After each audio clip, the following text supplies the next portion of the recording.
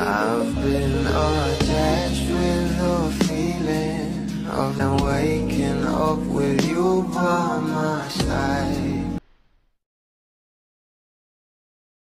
Kahit itong ating Donnie at Belle ay hindi na nga makapaghintay na makita ang maraming bubbly sa Market Taguig na kung saan ay talagang dinumog at pinagkakaguluhan na nga ngayon sa social media.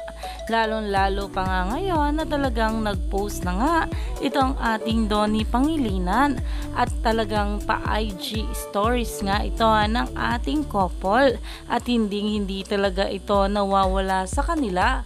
At ayon pa nga sa caption ay talagang nando na nga itong ating couple at malapit na nga nating masaksihan ang bawat kaganapan na ayon nga sa mga bula ay it's not DB without their iconic IG selfie. Super excited for Team Live dahil grabe nga talaga ang pag-support ang binigay ng maraming bubblies para sa ating couple.